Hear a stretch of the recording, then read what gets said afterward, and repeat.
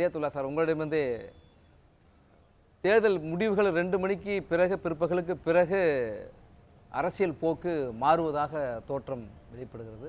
நிதிஷ்குமார், சந்திரபாபு நாயுடுடைய முக்கியத்துவம் அதிகரித்து வருவதை பார்க்க முடியுது. 2 தரப்புலையும் பேசுகிறதா சொல்கிறாங்க. எப்படி?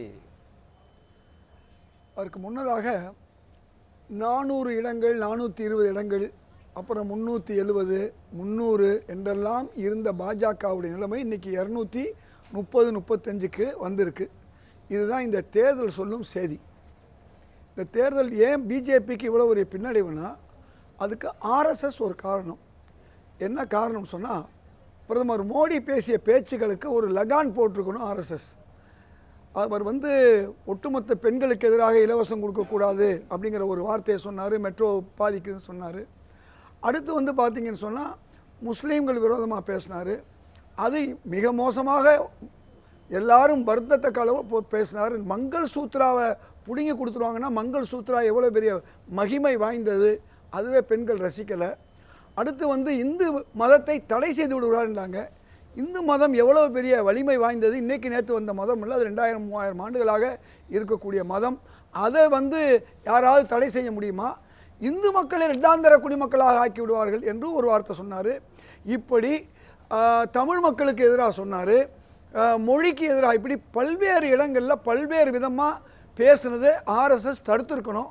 அவங்க தடுக்கலை. அது ஒரு யூபி போன்ற இடங்களில் புல்டோசர் மாநிலத்திலேயே அது எடுபடாமல் போச்சு. இதுதான் விஷயம். அப்போ இப்படிப்பட்ட ஒரு சூழலில் இன்றைக்கு 435 எடுக்க வேண்டியவங்க 200 இடங்கள் குறைச்சி எடுக்காங்கன்னு வச்சுக்கோமே. இப்படிப்பட்ட ஒரு சூழலில் இன்றைக்கி அவர்களை ஆதரித்த 2 பேர், நீங்கள் சொன்னீங்க இல்லையா, திரு நிதிஷ்குமார் பல முறை பாதிக்கப்பட்டவர். யாரால்? பாஜகவால். பிறகு மீண்டவர் அவர். அதனால் அவருக்கு பீகாரில் அந்த பேக்கேஜ் கொடுக்கல, சிறப்பு நிதி உதவி இதுவரையும் கொடுக்கலைங்கிற ஒரு வருத்தம் உள்ளுக்குள்ளே இருக்குது. நம்பர் 1. ஏன்னா அவர் எப்போவுமே பீகார் மாநிலம் வேணுங்கிறவர். திரு சந்திரபாபு நாயுடுக்கும் அந்த மாதிரி தான். சமீபத்தில் தான் கூட்டணி, திடீர் கல்யாணம் தான் இது. ஏற்கனவே நீண்ட காலமாக 2 பேருக்கு உறவுலாம் கிடையாது.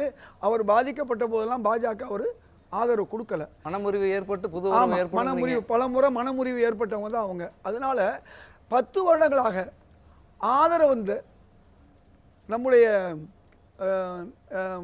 ஜெகன்மோகன் கட்சி, அந்த கட்சியையும் ஒய்எஸ்ஆர் காங்கிரஸ் 10 வருஷமாக ஆதரவு கொடுத்தாங்க. அதாவது இந்தியா முழுக்கும் காஷ்மீரில் மெஹபூபா முஃப்தியை அழிக்கிறதுக்குள்ள முயற்சி எடுத்தாங்க. லோக் தளத்தை ஹரியானாவில் முயற்சி எடுத்தாங்க. அகாலி தளத்தை பாஜக யாரெல்லாம் தனக்கு கூட்டணியாக இருந்தாங்களோ அவங்களுக்கெல்லாம் எல்லாம் வேட்டு வைக்கிற வேலையை இன்க்ளூடிங் சிவசேனா பண்ணாங்க. இது யாருக்கு வேகலை? இந்த பருப்பு வேகலைன்னா நிதிஷ்குமாருக்கு வேகலை. அவர் இந்த பக்கமாக அந்த பக்கம் போனார். அதனால் நிதிஷ்குமாருக்கு மோடி அவர்கள் வரக்கூடாதுங்கிறது உங்களுக்கு ஏற்கனவே 2014 அவர் எதிர்த்தவர், உங்களுக்கு நன்றாக தெரியும். அதுக்கு பிறகும் எதிர்த்தவர். அதனால் இப்படிப்பட்ட ஒரு சூழ்நிலையில் பாஜகவுக்கு ஆதரவு கொடுக்குறத யோசிக்கிற வாய்ப்பு நீங்கள் சொன்ன மாதிரி நிதிஷ்குமாருக்கு இருக்குது. அதே மாதிரி சந்திரபாபு நாயுடுவை தொடர்ந்து ஆதரிக்காமல் இன்றைக்கி கூட்டணி வச்சா கூட, நான் நெல்லூர் பல பகுதிகளுக்கு போயிருந்தப்போ மக்கள் என்ன சொன்னாங்க, மோடிக்காக நாங்கள் ஓட்டு போடல, சந்திரபாபு நாயுடு சிறுபான்மை மக்கள் சொன்னது, எங்களுடைய இடஒதுக்கீடை நான் மோடியே தடுத்தாலும் நான் விடமாட்டேன்னு சொன்னவர். ஆனால் இன்றைக்கி இடஒதுக்கீடு கொடுக்கக்கூடாதுன்னு சொல்லிக்கிட்டு இருக்காரு மோடி அவர்களும் அமித்ஷா அவர்களும். அந்த மாதிரி ஒரு சூழலில் மாட்டிக்கிட்டு இருக்காரு. இடியாப்ப சிக்கல்.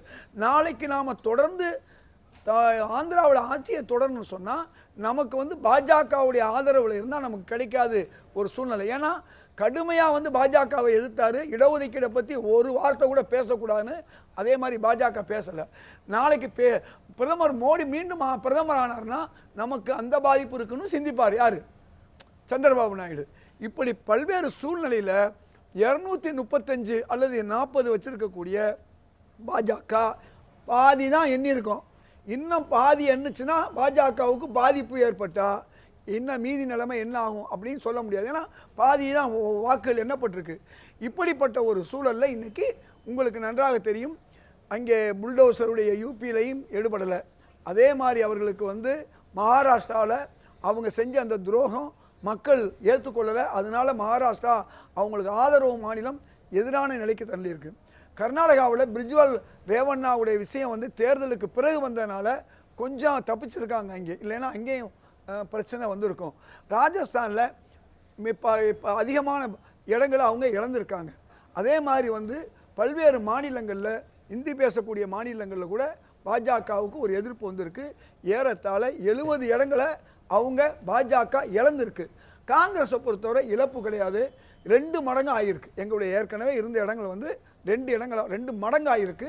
நிச்சயமாக இந்த தேர்தல் முடிவு இன்னும் பாதி வாக்குகள் எண்ணப்படும்போது காங்கிரஸ் ஒரு நல்ல மெஜாரிட்டி பெற்று ஆட்சியை பிடிக்கக்கூடிய, இந்தியா கூட்டணி ஆட்சி பிடிக்கக்கூடிய வாய்ப்பு இருக்குது. நாங்கள் ஒரு சில விஷயங்களை செய்ய தவறிட்டோம். தலைவர் ஸ்டாலின் இன்றைய மாண்புமிகு முதல்வர் என்ன 3 விஷயங்களை சொன்னார். ஒன்று கூட்டணி வைங்க, இல்லை தொகுதி உடன்பாடு வைங்க, அல்லது அவர்களுக்கோட நீங்கள் ஒரு நட்பு வைங்கன்னு சொன்னார். இந்த 3ஐயும் செய்ய சில இடங்களில் காங்கிரஸும் தவறி இருக்குது. நான் அஸ்ஸாமுடைய தலைவர் ஆல் இந்தியா ஏயுடிஎஃப் கட்சி தலைவரை பார்த்துட்டு காங்கிரஸோட பேசினேன், காங்கிரஸ் ஏற்றுக்கல. அஜித் ஜோகி கட்சி உங்களுக்கு தெரியும் சத்தீஸ்கர்ல. தொடர்ந்து பேசலாம். காங்கிரஸ் சார்ந்த ஒரு செய்தி தான். இந்தியா கூட்டணி தலைவர்களுக்கு மல்லிகார்ஜுன கார்கே அழைப்பு விடுத்திருக்கிறார். இந்தியா கூட்டணி தலைவர்களுக்கு காங்கிரஸ் தலைவர் மல்லிகார்ஜுன கார்கே அழைப்பு. கருத்து கணிப்புகளை பின்னுக்கு தள்ளி காங்கிரஸ் முன்னிலை பெற்று வருகின்ற நிலையில், தேர்தல் முடிவு வெளியாகி வருகின்ற நிலையிலே ஆலோசனை நடத்துவதற்காக இந்தியா கூட்டணி கட்சியினுடைய தலைவர்களுக்கு காங்கிரஸ் தலைவர் மல்லிகார்ஜுன கார்கே அழைப்பு விடுத்திருக்கிறார். தொடர்ந்து அதே போன்று உவைசி ஏற்கனவே காங்கிரஸோடு கூட்டணி இருக்கும்போதுதான் காங்கிரஸ் வந்து ஆந்திராவில் மிகப்பெரிய வெற்றியை பெற்றது தான். அவர்களோடு அட்லீஸ்ட் நீங்கள் கூட்டணி இல்லைனாலும் கொஞ்சம் உடன்பாடு வைத்திருந்தேன். இதெல்லாம் வந்து செய்திருந்தால் இன்றைக்கு பீகாரில், உத்தரப்பிரதேசத்தில் சில ஒரு கூடுதலான இடங்களை இன்னும் நாங்கள் ஆந்திராவிலையும் பெற்றிருக்க முடியும். ஏன் மகாராஷ்டிராவிலையும் ஒரு எம்பி அவங்களுக்கு இருந்ததுன்னு நம்ம பார்க்குறோம். இப்படி சில தவறுகள் நாங்கள் செஞ்சுருக்கோம், நான் இல்லைங்கள. அந்த தவறுகளை எல்லாம் சரி செய்யக்கூடிய ஒரு நிலை எதிர்காலத்தில் செய்வோம். ஆனால் இன்னைக்கு